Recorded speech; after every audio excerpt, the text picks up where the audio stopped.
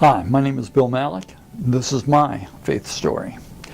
I had just graduated from school and I found myself in a very perplexing situation.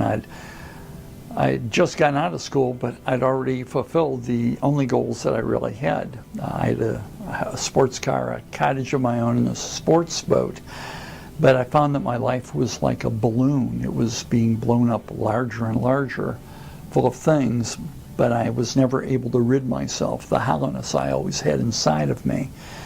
I read in a history book from Robert E. Lee, the general, who said, "No wonder modern man is plagued by boredom when he flees from the drudgery of work to the meaninglessness of leisure."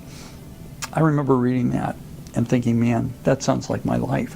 I hated work and everything associated with it.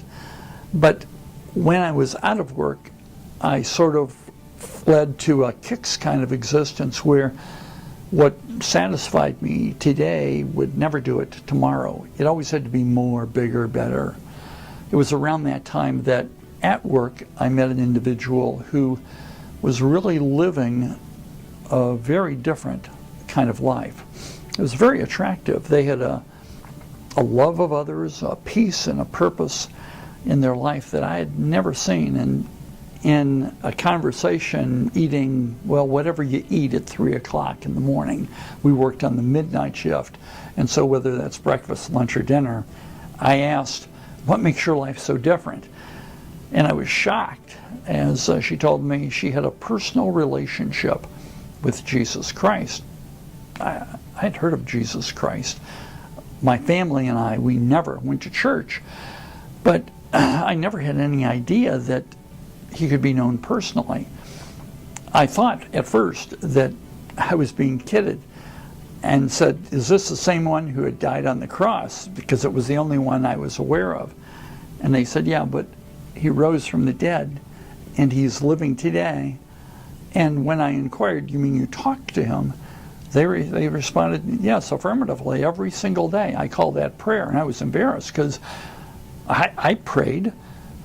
I just didn't know who to pray to. It was like writing a letter and never knowing who to address it to. I thought about it for a while.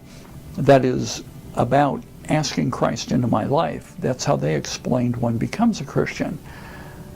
And finally I did so. I merely, by prayer, which is an attitude of your heart rather than magic words, told Christ that I was a sinner, asked him to come into my life, take control of my life, and that I'd obey him, follow him.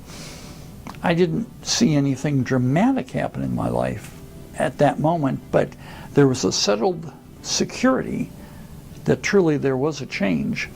I began to experience a love for other people that I'd never seen before, and a concern for those in need that I'd never been able to duplicate in sincerity.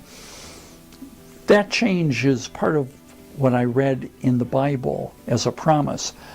It says in Corinthians, if anyone is in Christ, he's a new creation.